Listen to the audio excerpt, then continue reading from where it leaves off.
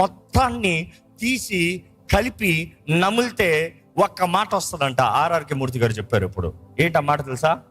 ప్రేమ, love. Bible మొత్తానికి సారం ఏంటంటే ప్రేమ.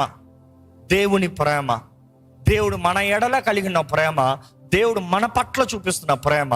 నీవు దేవుని ప్రేమించాలి. That is the fundamental thing.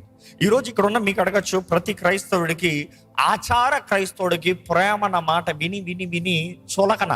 ప్రేమ మనకు తెలీదా? ప్రేమ అంటే నేను దేవుని ప్రేమిస్తలేదా? ప్రేమ అంటే మనకి కొత్తగా చెప్పి ఎన్ని ప్రేమ వాక్యాలు విన్నాను ఈరోజు అంటే కొత్తగా చెప్తున్నాం. బట్ ఈరోజు ఈ వాక్యాన్ని the basis of truth, the height, the width, the length, the breadth, దీన్ని క్యాలిక్యులేట్ చేద్దాం.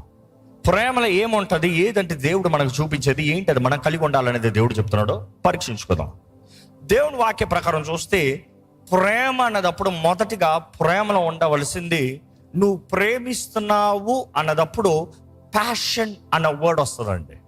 ప్యాషన్, ప్యాషన్, ప్యాషన్ అన్న మాటకు అర్థం ఏంటంటే నువ్వు ఏంటైతే వెతుకుతూ ఉన్నావు, దేని కొరకైతే వేగిరిపడి ఉన్నావు, దేని కొరకు ఆశపడి దేన్ని కొనసాగిస్తూ ఉన్నావు, దేనిని వెంటాడుతూ ఉన్నావు.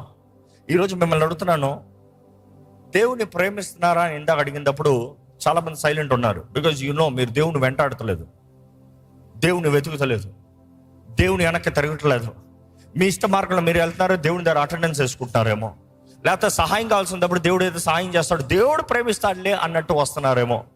కానీ మనం దేవుని ప్రేమిస్తున్నాం అన్నదప్పుడు మొదటిగా మన జీవితంలో పరీక్షించుకోవాల్సింది, మనం వెంటాడుతాం. ఏంటి అది? ఒకరు వెంటాడేది.